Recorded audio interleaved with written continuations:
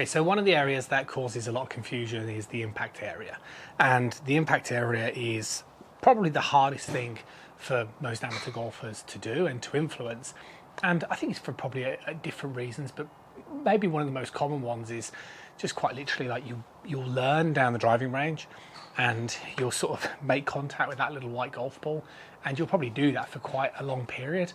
And unless you're somebody who has stumbled across hitting that little golf ball with amazing technique, which is probably not going to be the case, most people tend to kind of be very still. They tend to do things like hit at the golf ball. Your brain sort of hardwires that in, and it kind of builds the whole swing around that sort of hitting mechanism. So once you become more experienced, you have a dilemma, because you might have a handicap, you might have some experience in terms of playing, you might even be relatively repeatable with that sort of flipping action. And obviously re-educating that isn't always quite as straightforward. It might be straightforward to understand, but maybe not so much in terms of practicality. I will talk about ways that you can get around that, and there are ways that you have to try and practice a little bit differently. But for today's video, I want to sort of talk about what I tend to think is the biggest difference. And when I tend to educate a lot of my online students about this, it tends to make a big difference, which is why I'd share it with you guys. So quite simply, if we take the setup position, the big difference between the setup position and the impact position is that your body's going to be more open towards the target. So when you're more open towards the target, your hips will open, your chest will open, your shoulders will open. And when your shoulder opens and you keep the hands and the club at exactly where it is, then basically it kind of takes your arm from this position, and obviously it flattens the left wrist. But what it also does is it kind of, technically speaking, it kind of means that you're holding on to what would be known as pronation for longer. Right?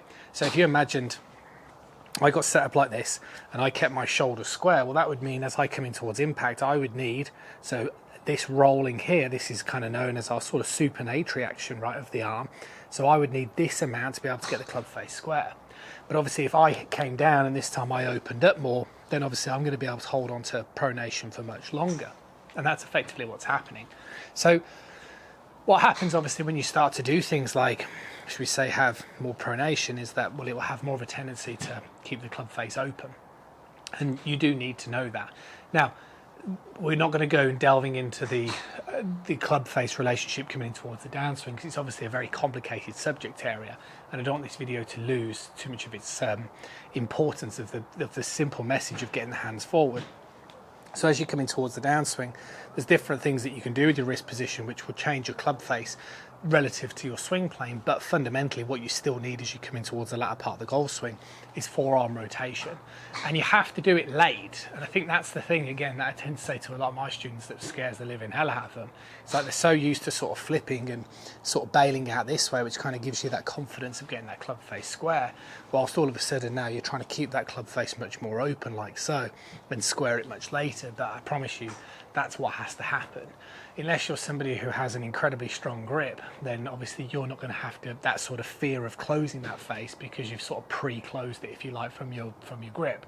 But for the majority of golfers who grip it anywhere between neutral to strong, you are going to have to rotate those arms very, very late. And that's what I would just suggest in this video. The idea is, if you want to hit that golf ball with more shaft lean, you need to make sure that you are rotating your body more open.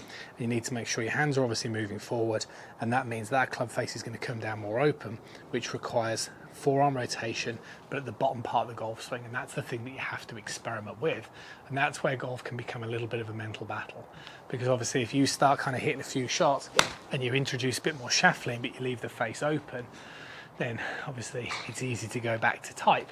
But that's when you need to persevere and start working on your timing to be able to get that club face square with the correct amount of shaft lean. But at least the premise for this video is, don't try and square the face too soon, because in my opinion, I think that's one of the things that promotes this sort of flipping motion. See you guys again really soon.